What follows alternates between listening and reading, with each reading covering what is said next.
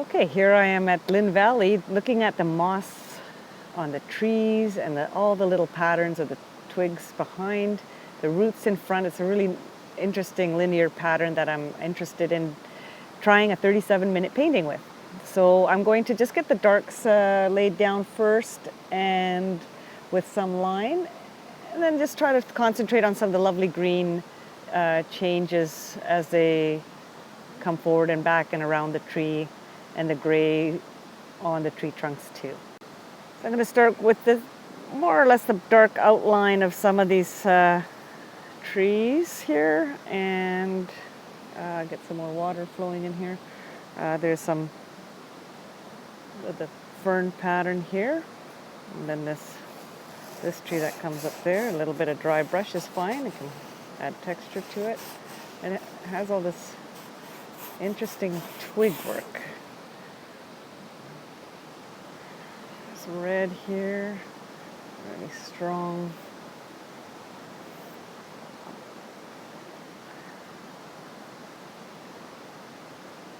So I have this tree coming over the front here, and then it comes around there.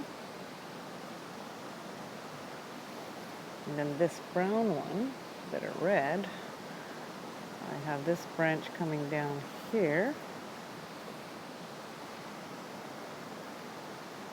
And lots of little branches at a distance. They're coming off this tree here. Another big kind of, okay. Let's make it wider. Kind of right in the middle, but that's okay. I'm gonna put a weight of this tree back here. That's pretty gray.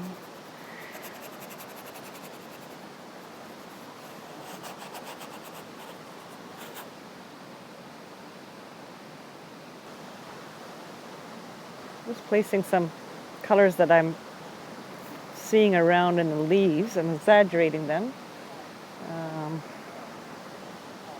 Of course. And I just realized I ran out of yellow. So put some more yellow in here. And maybe even a pure yellow. Bit of red. Some nice yellow leaves right here. And back here too. So I'm going to put a bit of a glow back here.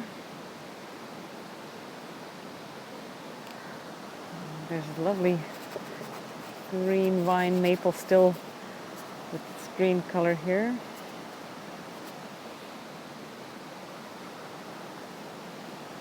Some of the leaves are starting to turn, and by making this gray, it just pushes them back behind some of these brighter ones.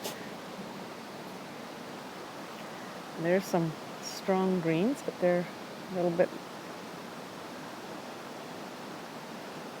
little vine maples. I'm painting around that trunk. You see negative painting? Now there's a deep tree behind there. And it's an evergreen, so it's kind of coming out behind there. Let's balance that color out here a bit. This is all just, maybe the tree trunk of it, maybe. And it is quite,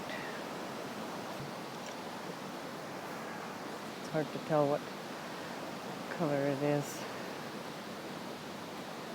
The light's going now in the evening here, but sometimes the evening light has an interesting shift towards the cool colors, which sets a mood for the forest and the trees. So I'll just add that cool color in here.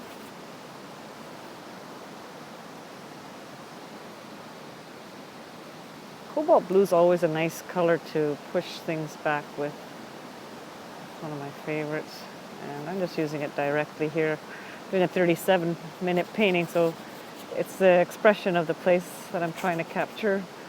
limiting my time on not able to think too much about color mixing.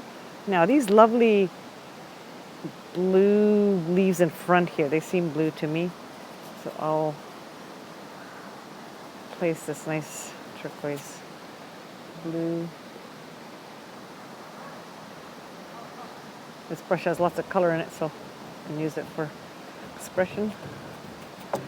Little. And it'd be nice to get a evening glow to that. And way to get a nice glow on the canvases with this sort of a transparent azo color. I think I still have quinacridone gold here, so that's a nice, really nice color to place into the background here. That's some linear stuff happening. Might as well do that. And think about how old this tree is in order to have gotten all that moss on it. Lovely gray stone here too, and all the roots, but I'll just fill this in still with this warm color, or at least a wash. Well, it's not too warm. That's actually a cool green, but that makes it push back, so that's all right. Nice thing about acrylic is you can work it like watercolor. So I'm using some washes in here. I like this lovely moss color. So to get a moss color, it's really a green with an orange in there. So I'm wondering if I just put this quinacridone gold on first, if that's going to give me a nice moss color. Well, that's a nice deep moss color, yeah, okay. And then I can brighten it up.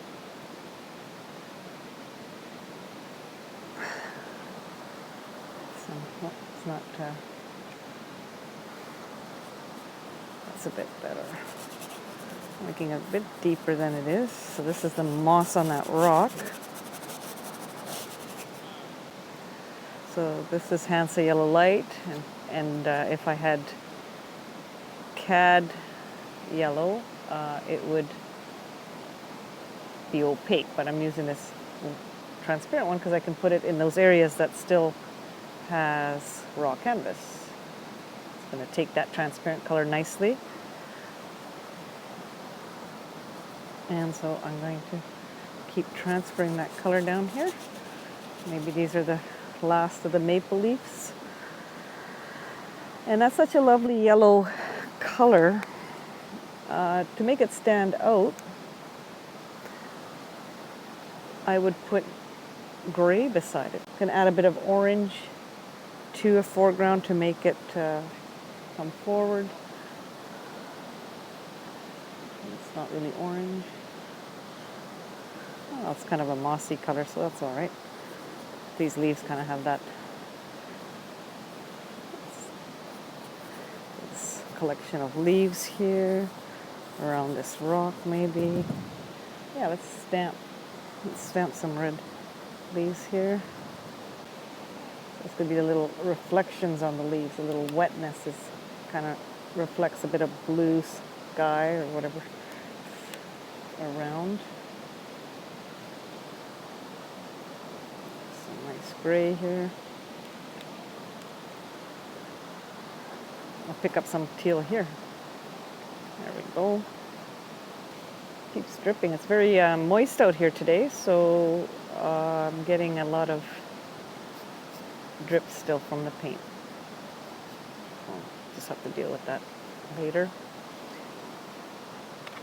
How's it coming out so far? Got some.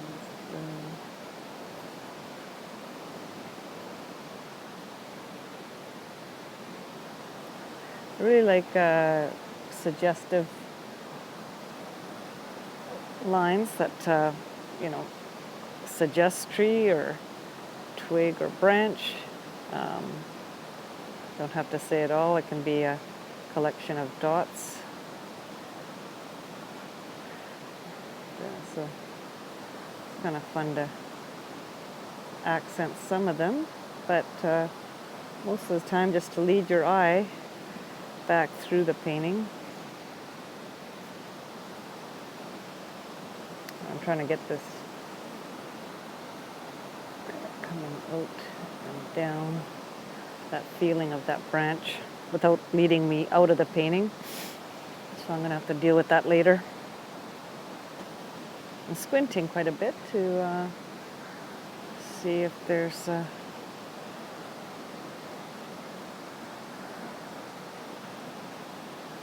value changes. I'm not getting the values as I see them, but I'd like some value changes in my painting.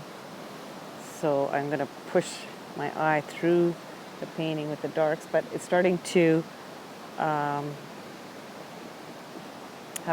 almost too much white in it that I'm having difficulty placing some darks. So I'd have to let it dry a little bit, like watercolors.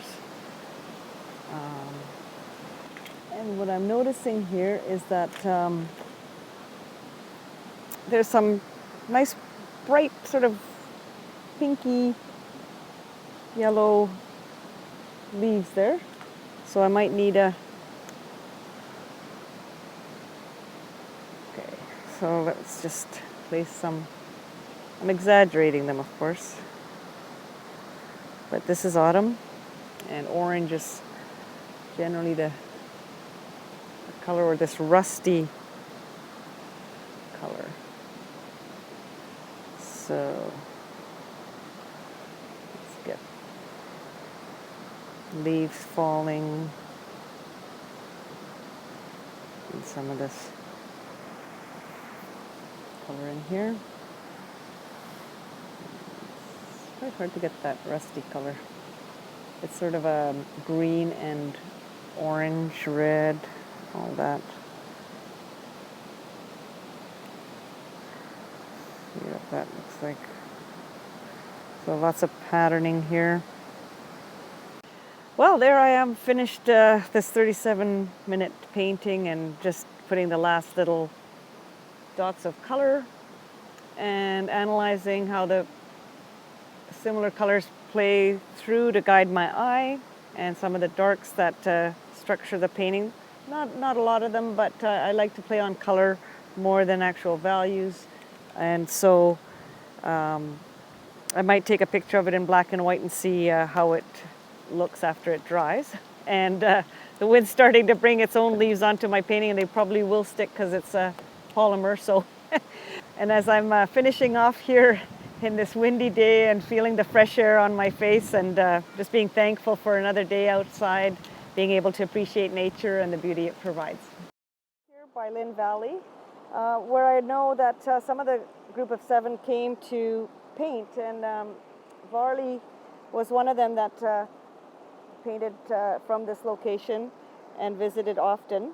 And so for me, I appreciate not only what I took from his work,